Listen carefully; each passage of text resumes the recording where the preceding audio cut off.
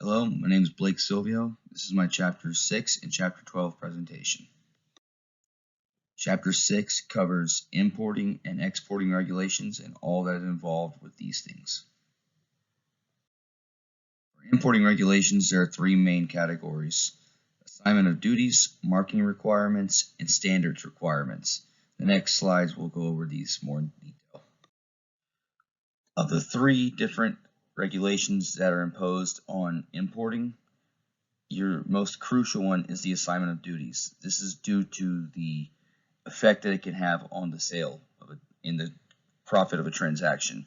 This because it refers to an import taxes, which key factors are value of the products or the goods, the weight of the shipment, the quantity of the shipment, and the country of origin where the products are coming from.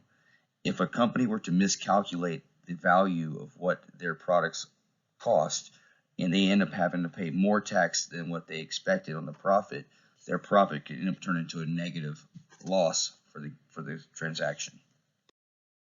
In addition to the assignment of duties, you also have marking and standing requirements.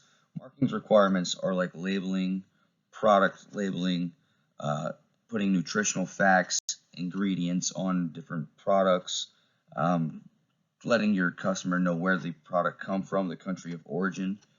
The country of origin requirements vary from country to country, may be different in the United States than it would be in China or Africa somewhere. In the United States, this is enforced by the U.S. CBP, which is the Customs and Bureau of Border Protection. Standards requirements are a set of criteria imposed on the different product, which also varies from country to country and could end up being a barrier to trade if we create something that we don't know.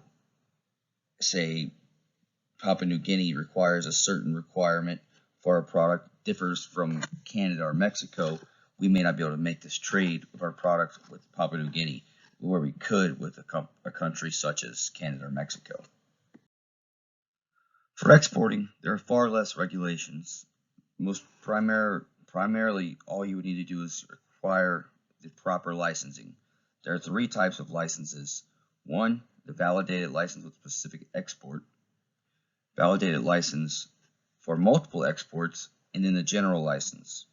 The general license is usually sufficient for most products and is the easiest to obtain. Validated license for multiple exports is when you have several products that you want to export, and then validated license with the specific export is what it says. It's just one export that you have to have a license for. This is a certain scenario where you would use the validated license, and it's going to be special cases with dual-use products or products that are used for military or nuclear type uses. So that concludes our Chapter 6 report. Now we'll go into the Chapter 12, which primarily is all about the United Nations Convention on Contracts for the International Sale of Goods, otherwise known as the CISG.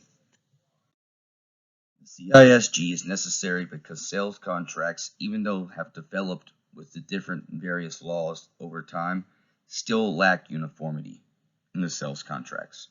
There are two core principles to determine the jurisdiction of the CISG. That is the country involved and the sale of the goods. The scope of the CISG is only the sale of goods. That's all that it covers. The country involved is important because not all countries adhere to the CISG. Countries such as the United States and Canada do, but not all are in this. The United Kingdom and India are two examples of countries that do not adhere to the CISG. The last portion of Chapter 12 covers the provisions of the CISG and how it varies from the UCC. The UCC has a written contract. The CISG does not have a written contract. This lack of written contract can lead to a breach of contract because there's no written agreement between the two countries. There are contractual excuses that companies deploy, such as hardships and things of this nature. The primary one where anyone can use is a force majeure clause, which is things that happen out of control, such as weather, war, and uncontrollable events.